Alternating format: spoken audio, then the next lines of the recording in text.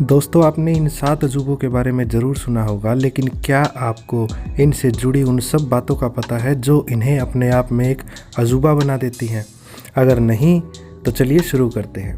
नमस्कार दोस्तों, मैं प्रवीण शर्मा और आप देख रहे हो आपका अपना YouTube channel simple Hindi fact को। दोस्तों, इस वीडियो को हम अलग अलग पार्ट में बनाने वाले हैं। आज इस वीडियो का पहला पार्ट है जिसमें हम जानेंगे the great wall of China के बारे में।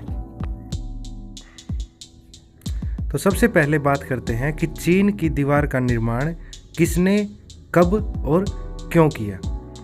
सम्राट किन शिवांग को मुख्य रूप से पहले व्यक्ति के रूप में जाना जाता है जिन्होंने द ग्रेट वॉल के निर्माण का आदेश दिया था, और इसको बनाने का जो उद्देश्य था वो था उत्तरी हमलावरों से अपने देश की रक्षा करना। इस दीवार को बनाने की शुरुआत 221 से 207 ईस्वी पूर्व में शुरू की गई थी, और इसका जो आखिरी कंस्ट्रक्शन था वो लगभग 15वीं शताब्दी तक चला था। अनेक शासक बीच में आते गए और इस दीवार को बनाते गए। बाद में इस दीवार के सारे हिस्सों को जोड़ दिया गया, जिसे the great wall of China का नाम दिया गया। आपको बता दें कि इस दीवार को बनाने में 10 लाख से अधिक लोगों का श्रम बल लगा था, जिसमें वहाँ के आम लोग भी शामिल थे, वहाँ के सैनिक भी शामिल थे और वहाँ के कैदी भी, यानी कि वहाँ के अपराधी भी इसे बनाने में शामिल। अब बात करते हैं इसकी लंबाई के बारे में।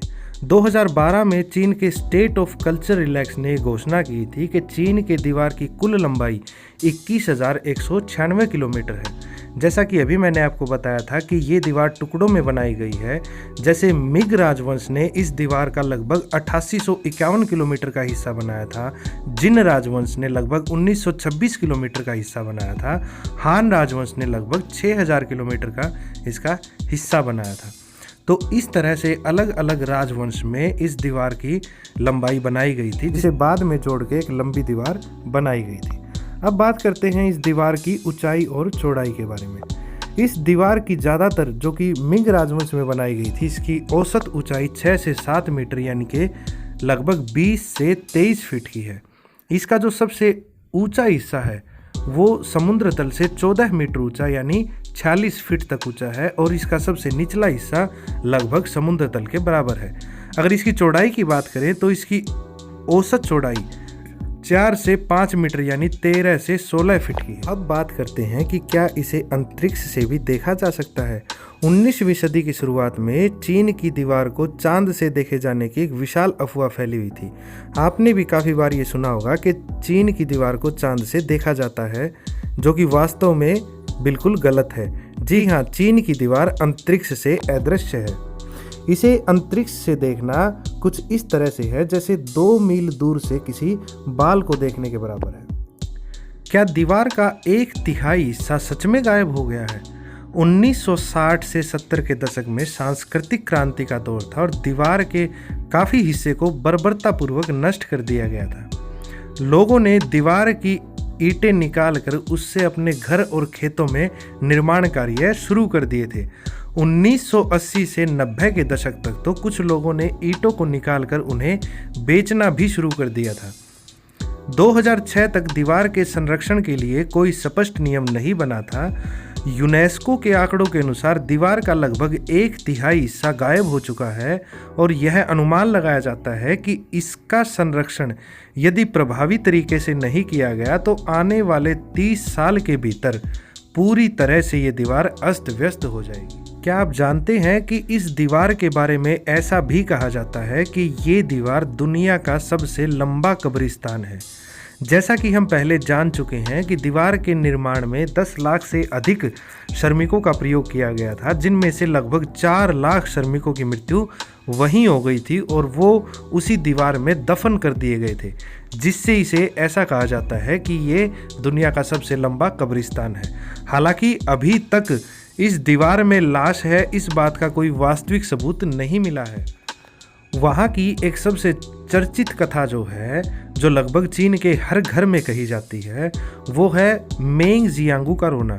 जी हाँ, एक बार मेंग जियांगू नाम की एक महिला थी जिनकी शादी के 3 दिन बाद ही उसके पति फैंस जिगलिंग को दीवार बनाने के लिए ज़बरदस्ती भर्ती किया गया था। मेंग ने अपने पति को इतना याद किया कि उसने उससे मिलने का फैसला किया और वह निर्माण स्थल पर जा पहुंची। जब वह वहां पहुंची तो उसे बताया गया कि उसके पति की थकावट के कारण मौत हो गई और उसे वहीं दीवार में दबा दिया गया। इस घटना से वो काफ़ी परेशान हो गई और वहीं दिन रात रोती रही और अंत में दीवार का वो हिस्सा ढह गया जहां उसके पति का शरीर दबाया गया था। 1987 में चीन की दीवार को यूनेस्को के द्वारा विश्व धरोहर स्थल के रूप में शामिल किया गया। आज यह चीन का प्रतीक बनी हुई है और कई अंतर्राष्ट्रीय पर्यटकों को आकर्षिक करती है। हालांकि 20वीं शताब्दी से पहले किसी भी चीनी कलाकृति में शायद ही कभी इसका जिक्र किया हो। 1563 में एक पुर्तगाली लेखक की पुस्तक एशिया में कहा गया था कि चीन में एक लंबी और ठोस दीवार है। 1575 में एक स्पेनिश दूत ने भी भव्य दीवार की सराहना की थी।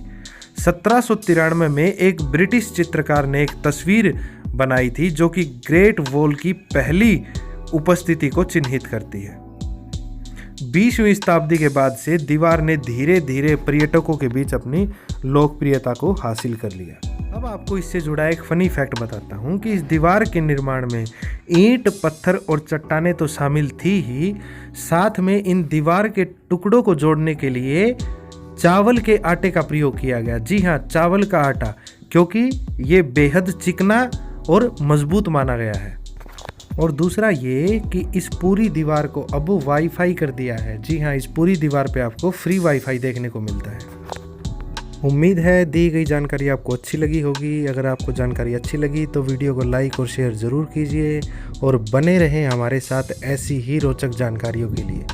धन्यवाद।